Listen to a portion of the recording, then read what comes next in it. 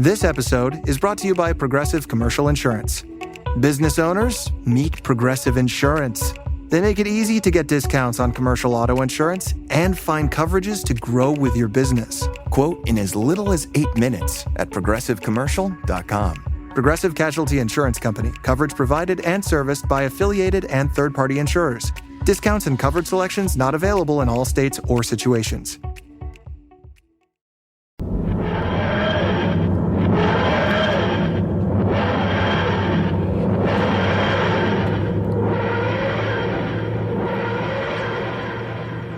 Hello, this is Simon Brew. I'm the editor of Film Stories magazine, and a very warm welcome to the Film Stories podcast. Come with me. And I show you how deep the rabbit hole goes. And movies that had stories. The story just sucks them in. This is just the beginning. Stories. We would be honored if you would join us. Hello, and a very warm welcome to Film Stories with Simon Brew. I am Simon Brew. As always, there's absolutely everything you need to know about me. The aim of the podcast is given away by the title. I'm here to talk of the stories of films, and I tend to talk about development stories, production stories, marketing stories, release stories. All the ingredients, really, that go towards making the films that we know and sometimes love, just that, the films that we know and sometimes love. The films I tend to cover on this podcast, they lean more towards the mainstream than anything else. They're films I'm interested in or invested in to some degree. I try not to do snark. I try not to punch down. This podcast is a celebration of cinema and a real appreciation that somehow, films manage to get made. Film Stories is also a very, very proud part of the Film Stories podcast network, a network of over 50 shows covering films, TV, gaming, such like. If you just do a search for Film Stories podcast network, hopefully you'll find another couple of shows that take your fancy. My job is to try and keep you listening to this one for the minute. And so, first of all, thank you for doing so. And certainly, let's dig in. On each regular episode of Film Stories, I tell the tales of two different films, and this is sort of one of those regular episodes. I'm going to talk to you about a film that was made. I'm going to talk to you about a film that wasn't.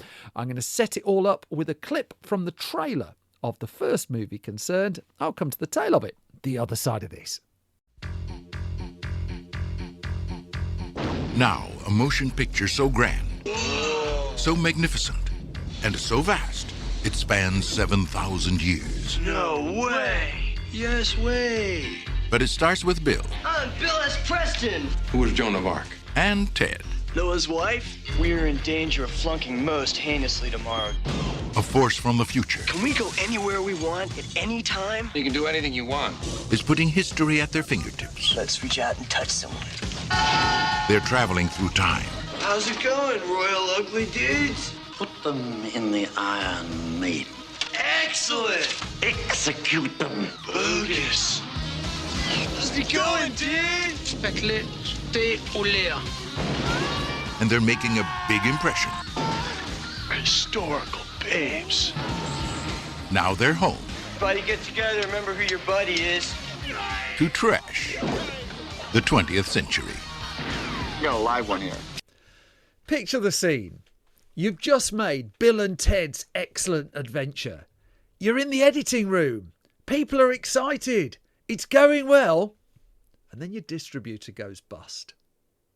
Let's get into the story of 1989's, although it wasn't supposed to be 1989, Bill and Ted's Excellent Adventure. So, the film, directed by Stephen Herrick, written by Chris Matheson and Ed Solomon, and starring Keanu Reeves, Alex Winter, George Carlin, and a very, very extensive cast from that point. So, to start the story, we have to go all the way back to 1983 to the University of California in Los Angeles, known as UCLA to its mates. Now, at UCLA, two people met up, Ed Solomon and Chris Matheson, and they were classmates. And they had an idea between them that they were going to put together an improv workshop with a few friends, get a few mates together, a bit of improvisation. And so, as Solomon would tell Cinema Fantastique magazine back in 1991, great name for a magazine, he said, one day we decided, as part of this improv, to do a couple of guys who knew nothing about history talking about history. And Solomon described how the initial improv was them studying history while one of their father kept coming up to ask them to turn their music down. And in that, Solomon was playing a character called Ted and Matheson was playing a character called Bill. And they sort of realised there might actually be something more to this. And so over the ensuing years, I mean, Matheson told Starlog magazine, I think it was about 89, he said, our suggestion at the point they decided there was more to these characters and there might be a screenplay in there was, inverted commas, 15-year-old boys talk about world affairs. And Matheson explained how we had them talking about the world trouble spots and trade problems, but their only impression of anything going on in the world was that it was, quote, bogus. And it described after the improv show how Ed and I went out after the show that night and played those guys for about 3 hours. We fleshed them out and many things fell into place that are still there. And so that was 83, and it wasn't really until early 86 that a screenplay come together. It took a couple of years really to bash this into shape. And there was an initial idea that had 3 characters, Bill, Ted and Bob. Do you remember all those films? Bill, Ted and Bob's Bogus Journey? Me neither. Over time, Bob was sadly lost. And the screenplay came together. It was at one point going by the working title Bill and Ted's Time Van. And the idea was that they would travel through time, various parts of history in, well, a van. But then they watched Back to the Future, which, came out in 85 and selfishly spoilt all their fun. And they looked at that and just thought, Back to the Future's time machine is a DeLorean. We need something that people haven't used as a time machine before. And so they decided to go with a phone box. Yeah, they didn't know about Doctor Who. In their defence, and so they ended up with a phone box outside a Circle K store. And I mean, the script was written, the script went out, it got some interest as well off studios. Warner Brothers was keen and interested. It wasn't going to be the most expensive film to make, somewhere in the $8-10 million mark. And one of the people who took the script and had a look was a guy called Stephen Herrick. Now, Stephen Herrick had just made for New Line Cinema a successful low-budget horror comedy by the name of Critters.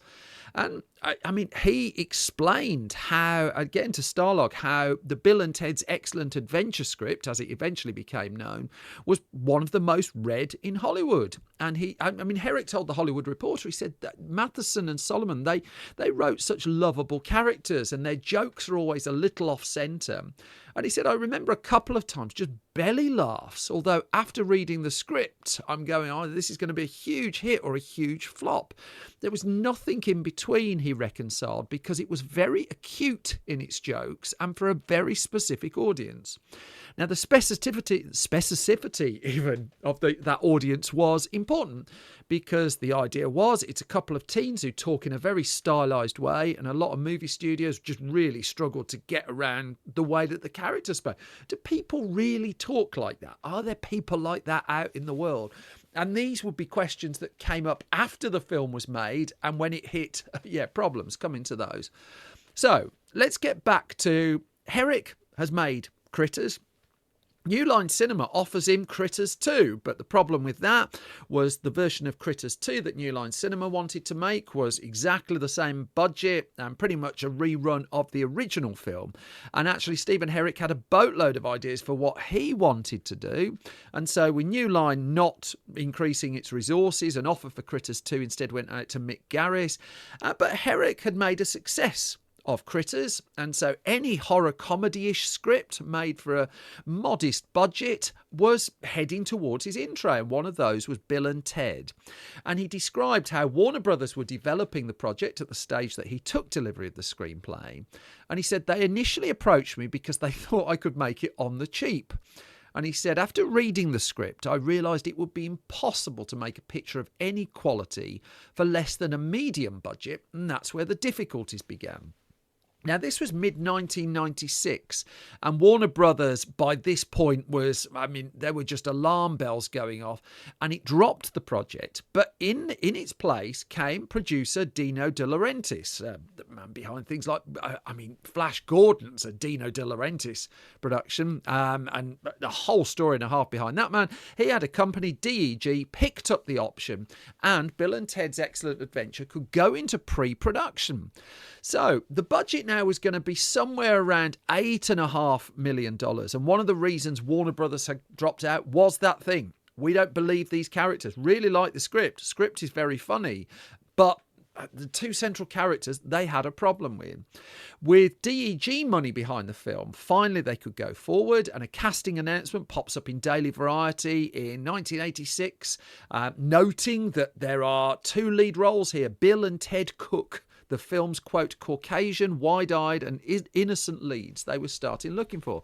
Hundreds of people came through the door to audition for Stephen Herrick for Bill and Ted's Excellent Adventure. And it was a fairly traditional set of auditions in Los Angeles. And it was a pair called Alex Winter and Keanu Reeves, inevitably, who bubbled up, who met right at the start of the auditions. They hadn't met before. And they saw around 200-300 actors for these two lead roles, narrowed it in the end down to 24 who were called back. And on the callback day, various different partnerships were worked on. They threw different actors together. Would any of them gel? Well, Reeves and Winter had already been chatting, had already been working up a rapport anyway. They were put together on this day, and they hit it off fast. They bubbled to the top. Now, the audition tapes were also seen by Ed Solomon and Chris Matheson, and Reeves actually had auditioned for the role of Bill initially, and Alex Winter had gone in for Ted, although everyone sort of went into a degree auditioning for anything that they could get. But when the audition tapes were seen, Solomon and Matheson reckoned that they got the parts the wrong way round, and so they inverted it, and maybe Alex Winter should be Bill and Keanu Reeves should be Ted. And so, as per Movie Phone, actually, Keanu Reeves said, I got a call saying I got the part, and I went to the wardrobe fitting, assuming I was playing Bill, and I get there, and Alex Winter, who eventually played Bill, went to the wardrobe fitting, thinking he was playing Ted, and then we were informed when we got to that point, that wasn't the case. So even when they got the roles, they still weren't entirely sure which of the two parts they had, or more to the point, they were sure, but they were wrong. Now, the rest of the cast it was still a modestly budgeted film, really. And Herrick talked about how they reached out to all sorts of people, Eddie Van Halen, but he said it was a film that wasn't really on anyone's radar. And as they explained to the Hollywood Reporter, we wanted Eddie Van Halen to be involved in some way because we're constantly talking about Van Halen in the movie. And then we say, well, why not the role of Rufus? And then with the whole rock motif, we were trying to find people that had some acting experience, or their cachet at the time was large enough to take a chance that they wouldn't be totally stiff. And they went through a list of people that included people like Ringo Starr. Roger Daltrey was said to be on it as well. But this role of Rufus proved to be a tricky one to cast in the movie. Not a huge number of lines, but a real presence. And people on the list included, like Sean Connery was on the list, Ringo Starr was on the list. But it was the producers of the film, Scott Krupp and Bob Court, who'd worked with George Carlin on a film, Outrageous Fortune. And at the 11th hour, really, a query went in, would George Carlin be interested in this? And to their surprise and pleasure, he was. And to their further surprise and pleasure, it turns up and he's an absolute delight. Leaves the ego at the door, an absolute delight. There was a bit of, there was a bit of rehearsal time, particularly for Alex Winter and Keanu Reeves, and they could work on this partnership. They were taking influence from the likes of Peter Sellers, of Spike Milligan. And then with this production budget of $8.5 million, there's a Variety piece pops up in November of 86, suggesting that the filming was going to take place in North Carolina in the US and then in Italy. And that was the Variety piece that also talked about this casting announcement. So they weren't in by the end of 86, the two leads. The Variety was reporting at that point the start of filming was going to be January 1987, but in the end, it would be delayed. It would move to February of 87, allowing them to complete the casting, but also they needed to change the location as well, that they were going to shoot in Wilmington in North Carolina, and instead they abandoned that plan. They went to Phoenix in Arizona, which would be the home of most of the productions. And then they were shooting at the Carefree Studios complex there. I think the shooting went on for about 10 weeks in the end. And they brought in Martha Davis, Fee Waybill, Clarence Clemens. These were musicians who were playing, quote, the three most important people in the world. And they had to, I mean, the old days, while there's visual effects in the film, they were hung by pulleys from the city. They were suspended from cranes and stuff like that, hoisted into the air. But there was this problem with the actual time machine itself. And so this again, reiterated, there wasn't a ton of cash here. And the whole phone booth thing that was the heart of the time travel mechanic was really cranky and really difficult to get right on screen. And it was a special crane that was constructed to lift it and drop it and stuff like that. But it was very, very difficult to capture on film. Then Stephen Herrick explained a little bit about, I mean, the tone of how he was doing stuff and how he was how he went about shooting things. And so the idea was that he would first of all just shoot a couple of takes. And in those couple of takes, he would get like the blocking right. He would get the delivery of the lines, the choreography of the scene right. But then he would allow a little bit of space to see, once he got the shots he needed, just one or two goes just to find out if there's anything else really, and just let the actors go a little bit. One of his big things was making sure that the tone of the characters of Bill and Ted was entirely consistent throughout. It wasn't a film shot in order. And as Herrick said, I ended up distilling it to this one phrase, the puppy factor. I used to tell both Alex and Keanu, I need more Labrador Retriever, because I just felt that these guys were sort of lovable Labradors. And weirdly enough, they understood what I was talking about. Herrick also allowed improvisation on his set, but he had a rule here. It's just like, if the improvisation made him laugh and the crew laugh, then you could print the take. Then there was a chance that it was going to be made in the film. If it didn't, they would just move on. I mean, they were on a tight schedule for what they were looking to do. And also, they were kind of having to work within the resources that they had. I mean, there was a piece reflecting on the film in The Guardian that popped up around 2019. And they interviewed Stephen Herrick there, who explained how we shot for about 10 weeks, including 2 weeks in Italy. And there's a bit in the film where the character of Napoleon is seen on a water slide. And Herrick just went into the complexity just of getting that one bit.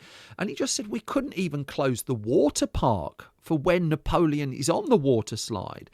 And I mean, go back and look at it. He says anything in that scene in close-up was extras that we paid for, but anyone in the distance was just a paying water park customer that they were having to shoot around, the people who turned up just wanting to go down the slides themselves.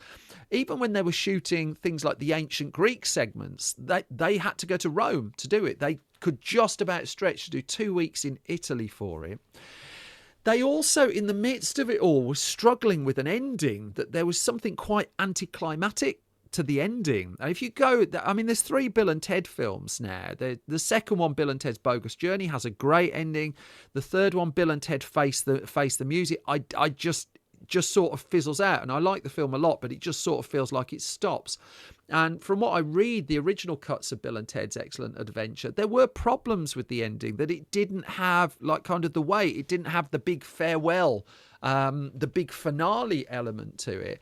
And they had to scramble the resources basically to have another go at it, to do a kind of concert-esque finale to the film. And so it was a kind of bit edge of your seats, the production of it. They were working, they had money, but what they were trying to do was in excess of the money that they had. And Alex Winter, I mean, reflected of the shoot, we're all in a regular phone booth with our boiling hot costumes, varying degrees of body odours intermingling. I mean, he paints pictures, doesn't he? And he said anything that involved the circuits of time did not go as planned because, his words, it was a rickety piece of crap. There were 9 or 10 of us teetering on this thing, duct taped to a hydraulic unit against a green screen in a studio in Outer Tempe, Arizona, like a death ride canoe from the worst carny ride you've ever been on. That's how he described it. It's a miracle they got all through it, but they did. After 10 weeks, they headed into post-production. The idea then was, well, the post-production, there was some visual effects to put in, but February 1988, that was the planned release date of Bill and Ted's Excellent Adventure. It would not be seen on a big screen for another year. The problem was nothing to do with the film. The problem was everything to do with Dino De Laurentiis' DEG company, because it was in financial trouble. And DEG went bankrupt. As Stephen Herrick explained to The Guardian, just says, the company went bankrupt while we were in post-production. And what this meant was they suddenly had no distribution for the film. They got this film made off this script that had got a lot of people's attention, but also with 2 lead characters that had sent studios running in the other direction. And there were a couple of companies soon sniffing around trying to pick the movie up. Alive was a distributor, Columbia Pictures, another distributor, Orion Pictures was in the midst as well. But Herrick explained the problem, that they had to take a rough cut of the movie as they had at that point in early 88, well, possibly a little bit before that.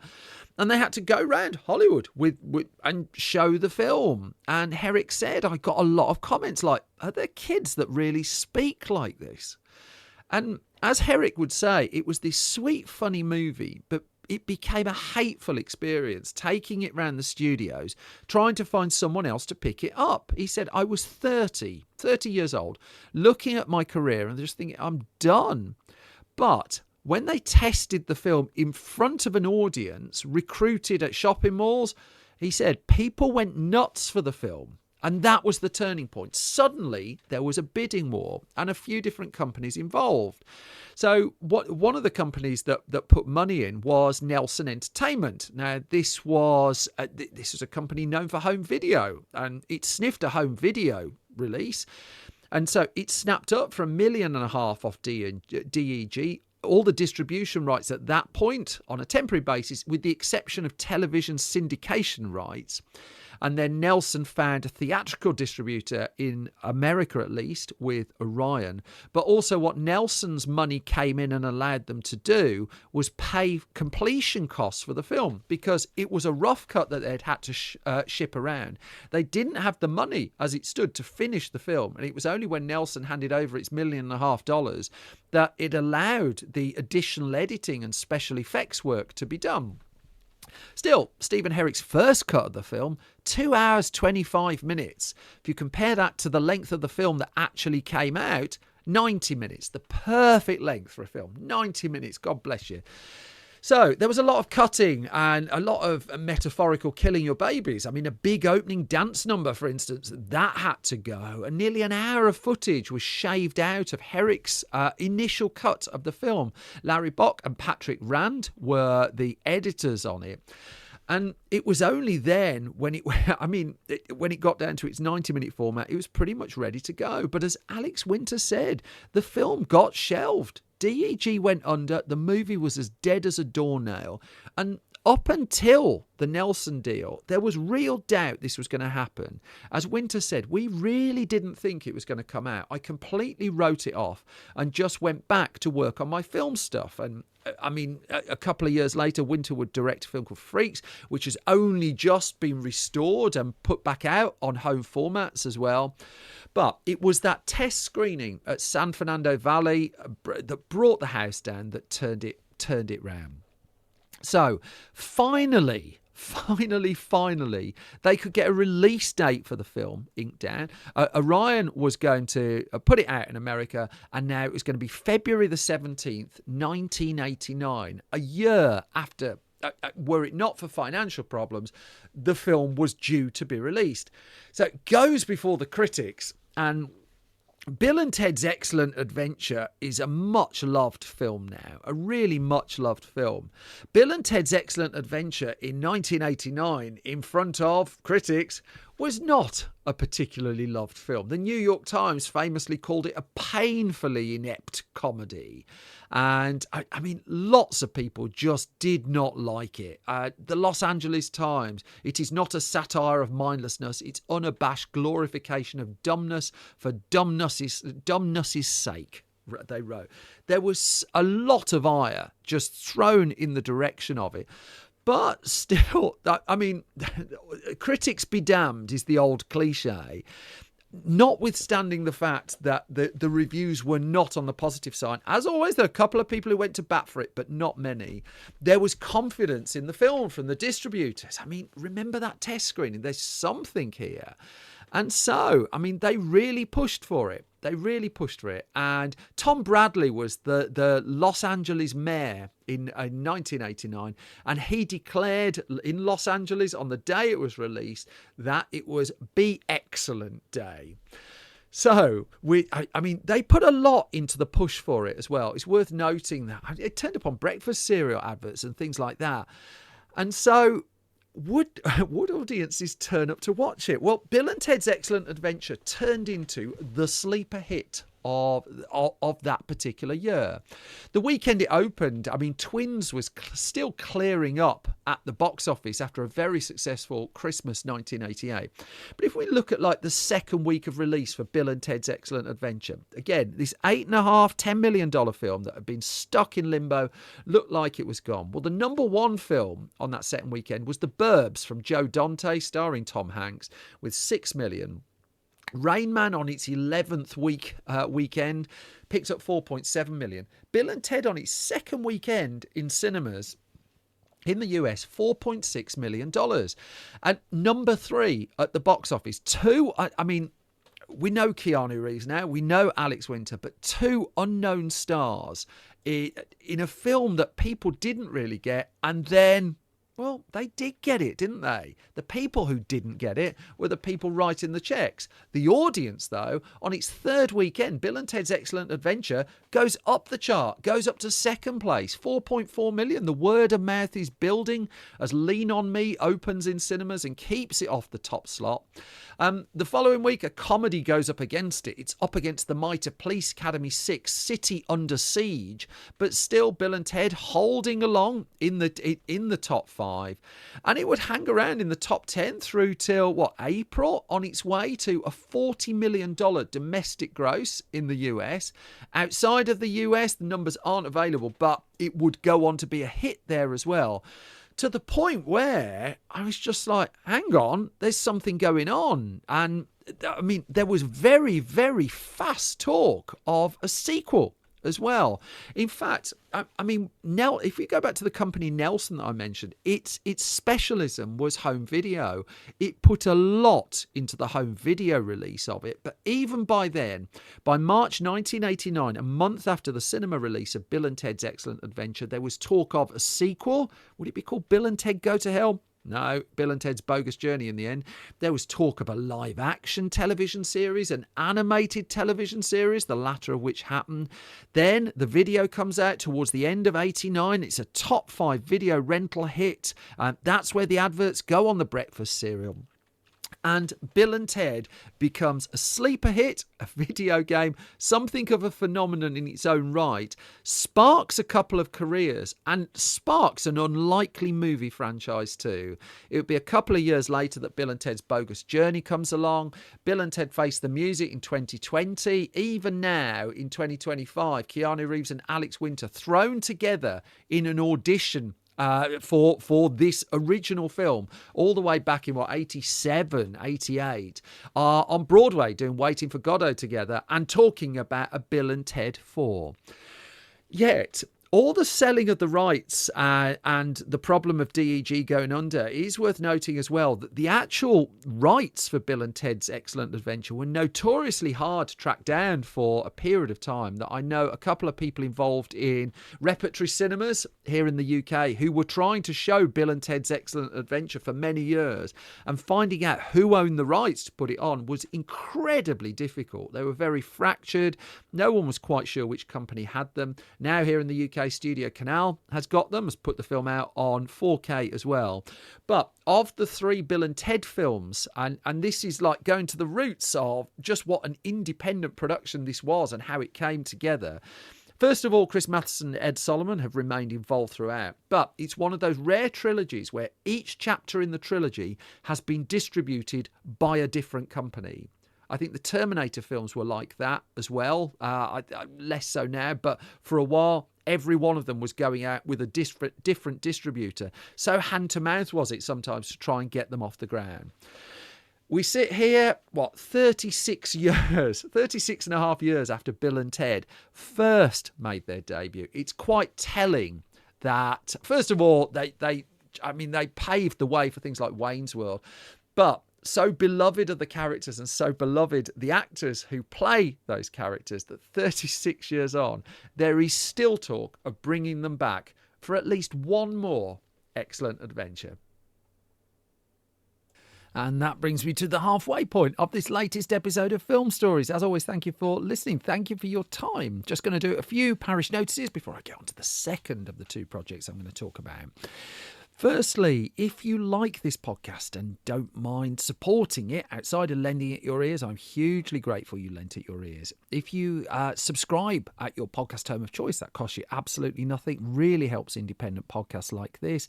So does leaving, ideally, a hugely positive review as well. 94 stars is the going rating, I think. And if you really like this podcast and want to put some financial support behind it, if you head to patreon.com/Simon Brew, put some coins in the pot there, you get the podcast early and ad-free pretty much every time. You find out what we're up to behind the scenes. You get to join in the discussion boards there, other mischief too. That's patreon.com/Simon Brew. And the latest issue of Film Stories magazine is on sale, our 168-page flagship magazine. Imagine that. You can find it at store.filmstories.co.uk. It's primarily mail order. It's a film magazine like they used to be. A big thump, nice paper, loads of films you've heard of, loads of films you haven't. store.filmstories.co.uk. For the second of the 2 films I'm going to talk about in this episode of Film Stories, though, I'm going to a movie that was never made. I mean, it comes up every now and then. And I'm digging into another of my passions, the world of Doctor Who, and in particular, a moment in time in the early 2010s when, out of nowhere, talk surfaced of a Doctor Who movie. I'm going to set it up with a bit of one of the finest television theme tunes of all time. I'll come to the story the other side of this.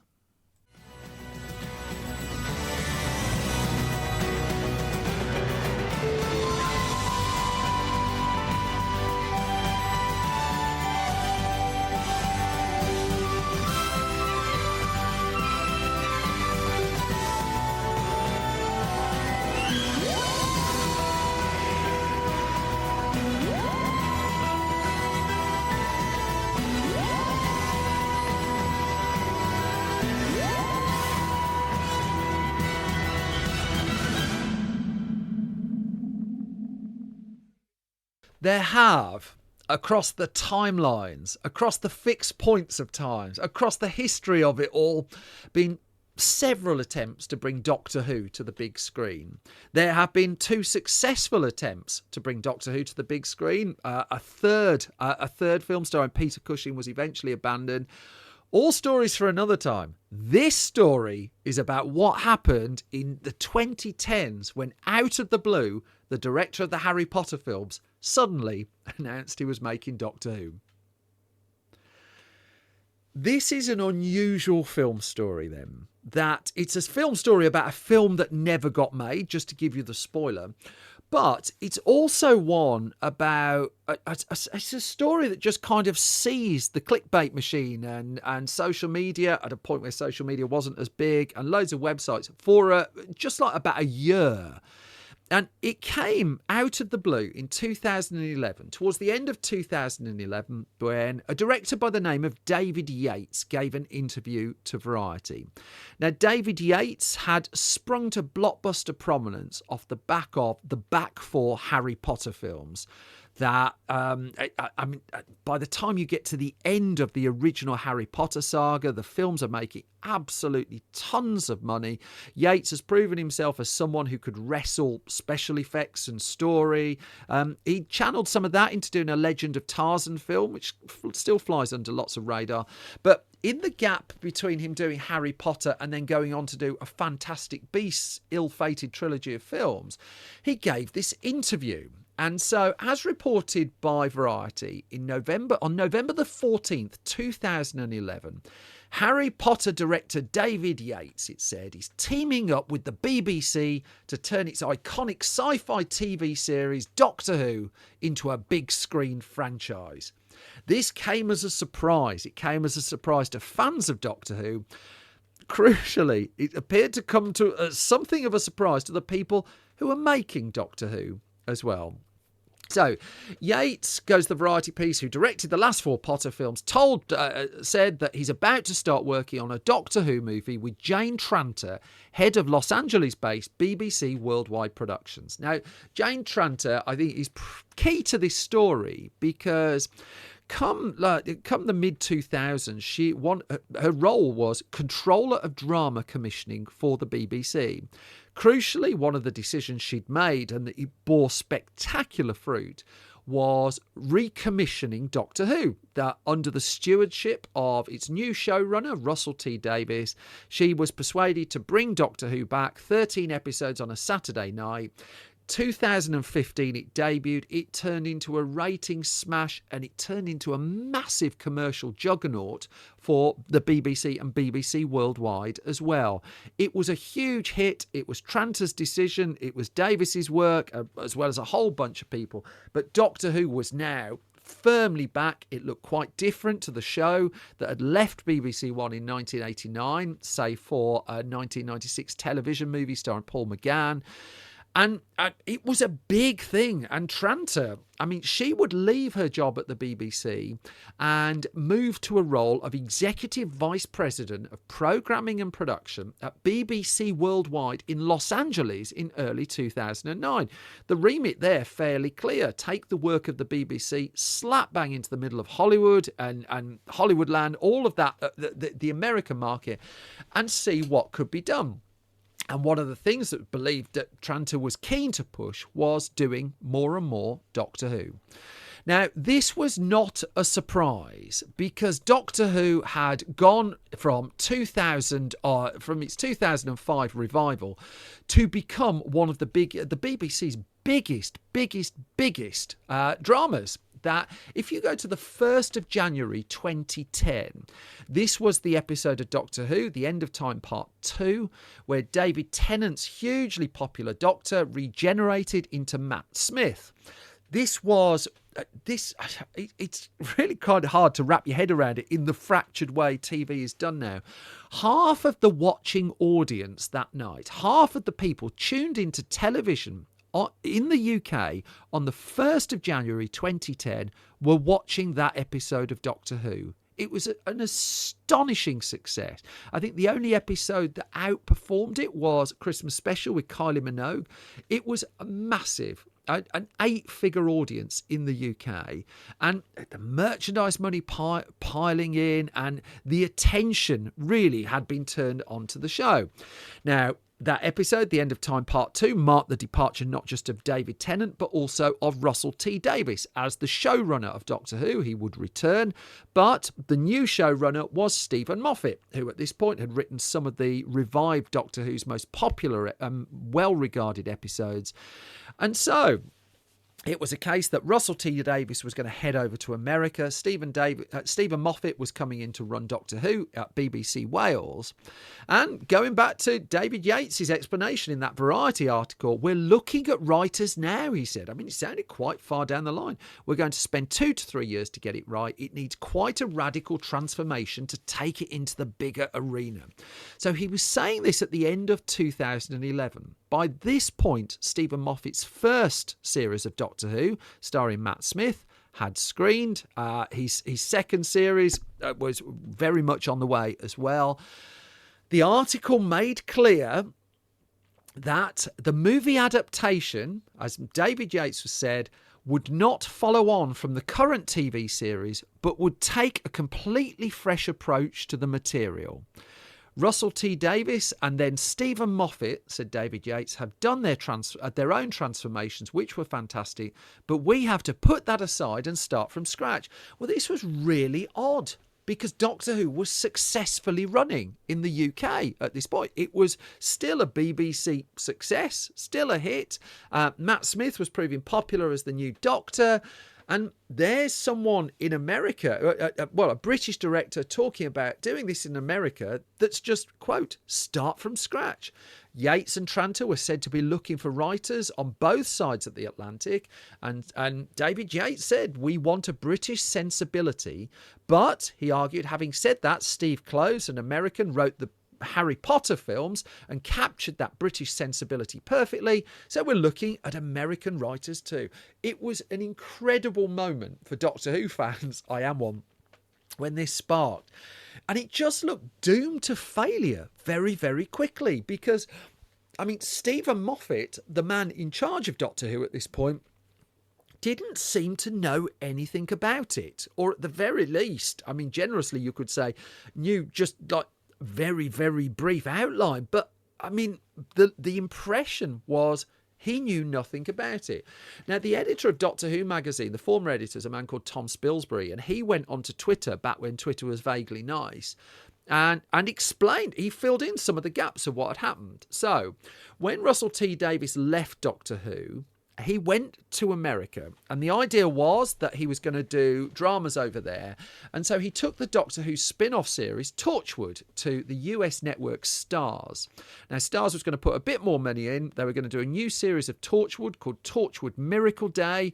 With a bit of American money, they could make it bigger, try and make it a bit more of a worldwide thing. And it was said that while Davis was working in the US on Torchwood Miracle Day, which would film in America and would film in Wales, there was, quote, a notion to do a Doctor Who movie, as Tom Spilsbury wrote, but it hadn't got very far. Now, David Yates had clearly been sounded out, and there was an implication, never really confirmed, that Russell T Davies would have been involved had this progressed, that he was in Los Angeles at this point, and so he could have smoothed over the Wales side and the American side and kind of glued it all together a bit. But tragedy intervened, long-term tragedy, that in 2011, Russell T Davies' partner, future husband, got ill with a brain tumour, and he would pass from that brain tumour tragically young in 2018.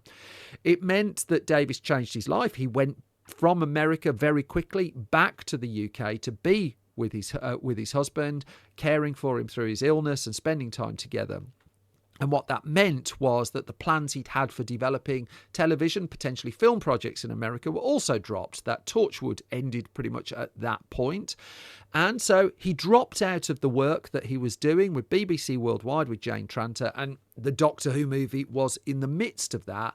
And yet David Yates had still talked about it. Now, Yates, as I understand it, wasn't supposed to talk about it. It was well ahead of time.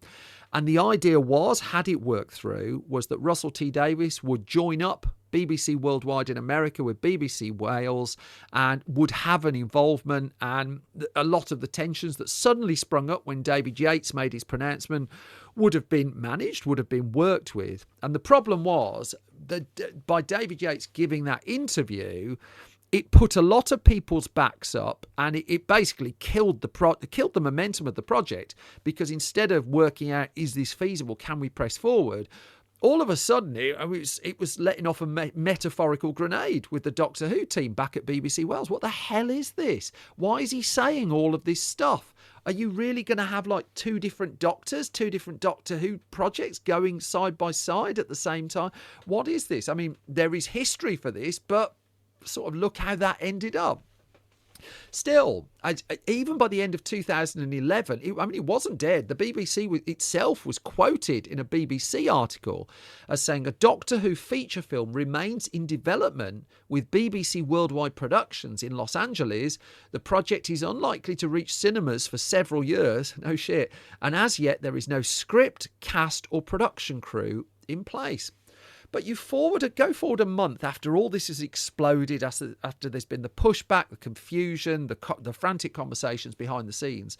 And David Yates is on the red carpet for another event, does an interview with MTV in December 2011. And he's reiterating again, yeah, this is it. This is happening. It's a long way away, he said. We're still looking for a writer. And he was insistent everything starts with a great script. He says, we're getting someone else. It won't be Russell T Davies. It won't be Stephen Moffat. And he said, it's such a wonderful character, such a wonderful world. It's exciting. Now, the footage of Yates on the red carpet being interviewed by MTV, he looks a little bit nervous about it all, but he just says it's a long journey and so far away. And this was around the point where the rumour mill seemed to throw in, I think Johnny Depp's name came in at this point. And there wouldn't be much to corroborate that, although Karen Gillan would then give an interview to Metro in 2019. She was playing the character of Amy Pond in Doctor Who at this time, which suggested that Johnny Depp's name was indeed in the mix. How close it got, don't know, but one of the people being talked about. Now, also in 2011, Stephen Moffat was still on Twitter at this point. He famously came off Twitter in the end, but at this point he was tweeting fairly regularly, and he wrote, to clarify, any Doctor Who movie would be made by the BBC team, star the current TV Doctor, and would certainly not be a Hollywood reboot. I mean, a shot across the bows, really. But he wouldn't throw David Yates under the bus. He said David Yates was speaking off the cuff on a red carpet.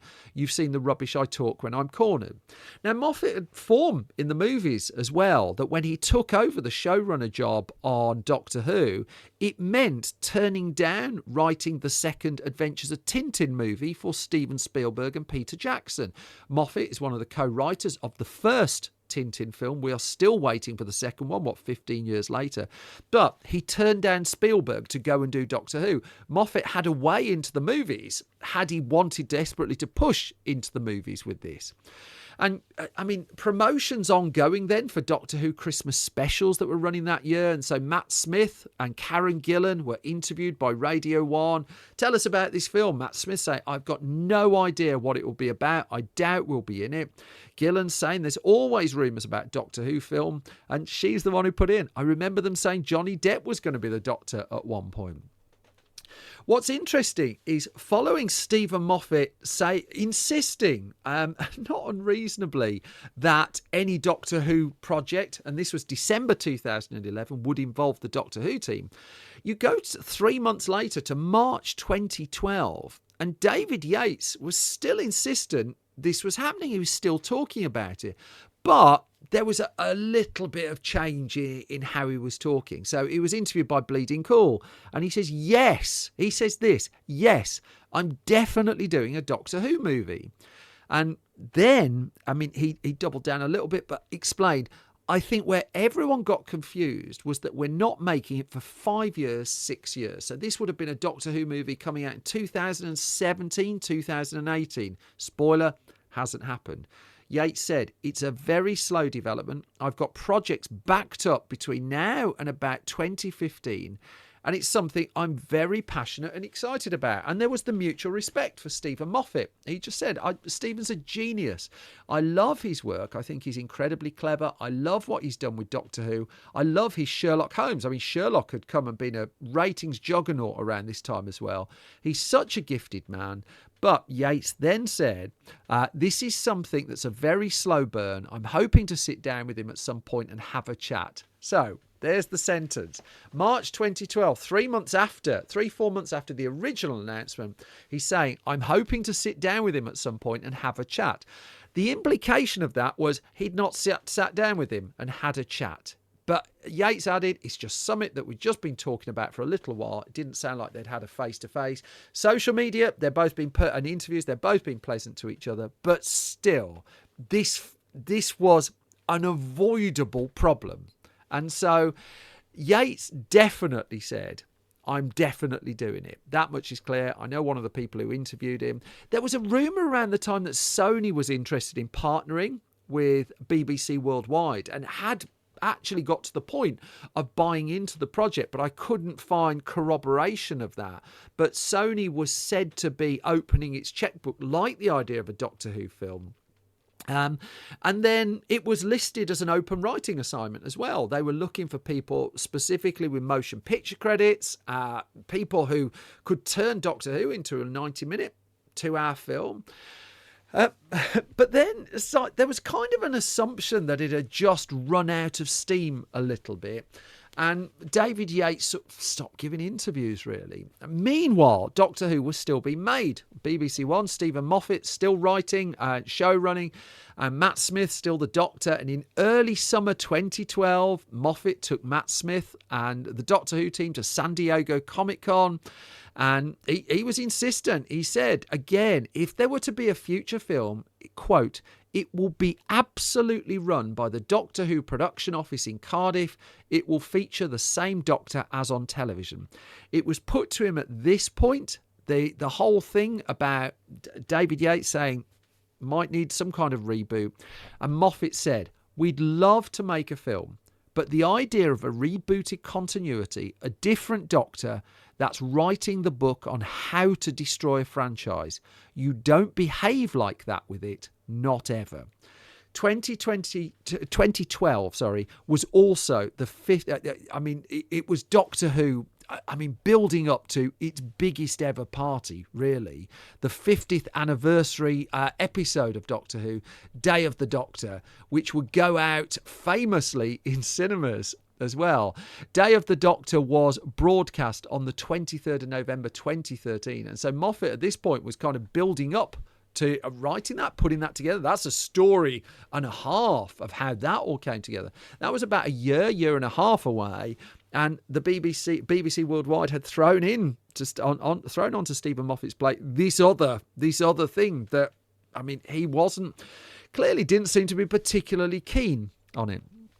And so, then we go to an Entertainment Weekly interview in August 2012, again doing more promo for Doctor Who, and inevitably journalists are just asking about it, and he's repeating the same thing. There isn't a film, Moffat told Entertainment Weekly.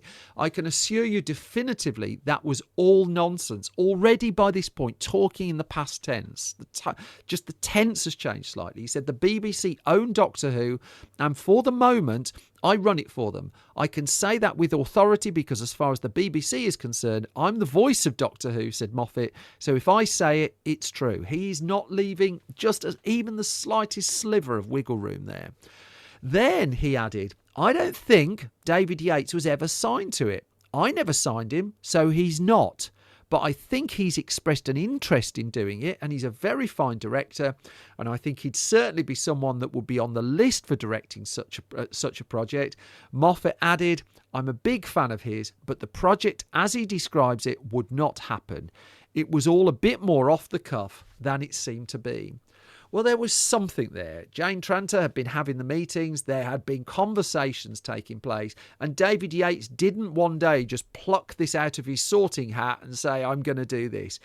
Someone had approached him, he'd expressed an interest, a contract may not have been signed, but by the end of 2012, the idea had clearly just fizzled out. Circumstances had worked against it. And the things that really had knocked it out were, first of all, Russell T Davies's personal situation, horrible story, and his ability to glue all the disparate parties together was out of the equation. But also David Yates letting the cat out the bag when he did, really just brought the project down. The 50th anniversary episode of Doctor Who, Day of the Doctor, famously then ended up in cinemas on the 23rd of November 2013. And ironically, the BBC Wales team that was, inverted commas, making a TV show would give Doctor Who a top 3 box office hit. for in the in the era where we weren't used to video on demand and things being available on the telly over there on the same time that they're on the cinema screen. Doctor Who, I think it was number 2 at the UK box office for an episode of television that was being screened on television at the same time. The appetite was clearly there to see Doctor Who on the big screen. It took a 50th anniversary party really to do it, but the appetite was absolutely there. And several times since, Doctor Who episodes have screened in cinemas.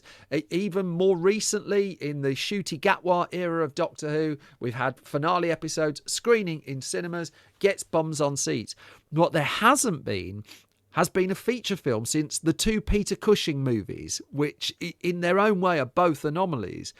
And the truth is, it fizzled for a bunch of reasons. And by 2015, Jane Tranter's come back to the UK anyway. She set up Bad Wolf Productions with Julie Gardner, another legend of Doctor Who.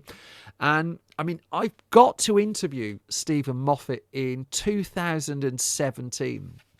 And it was a far-reaching interview. I very briefly mentioned the possibility of a film. I wasn't even talking about a Doctor Who film, but a film. And the look in his eyes said, I'm fed up of being asked about a Doctor Who film, taking it that's where I was going. And he just said, there will come a point, it was something along the lines of, there'll come a point where I won't have to answer this question again. I moved on very, very, very quickly. Karen Gillan, as I said, a couple of years later, would suggest that there was slightly more to it than perhaps we were being told at the time.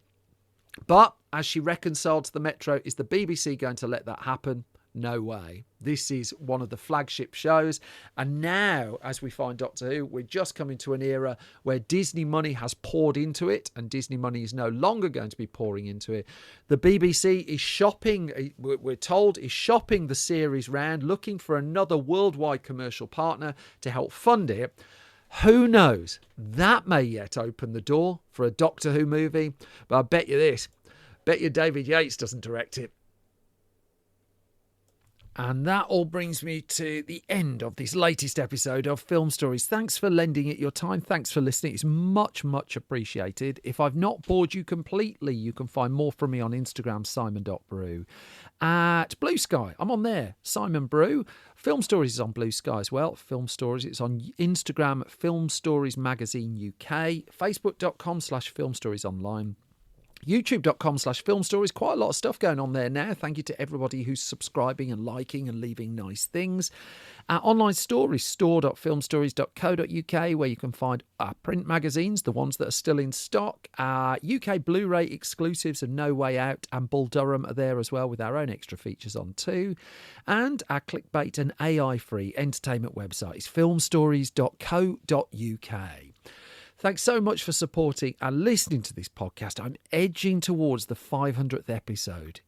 500th episode. Good grief. The number of you have tolerated me for that long, I hugely appreciate it. I'll be talking about that more in due course. For now, I'm off to watch more films, to write more stories, to read more books, to cause more trouble. I'll be back soon with your regular episode, well, your next episode of Film Stories. Until then, take care, folks. Look after yourselves, and bye-bye.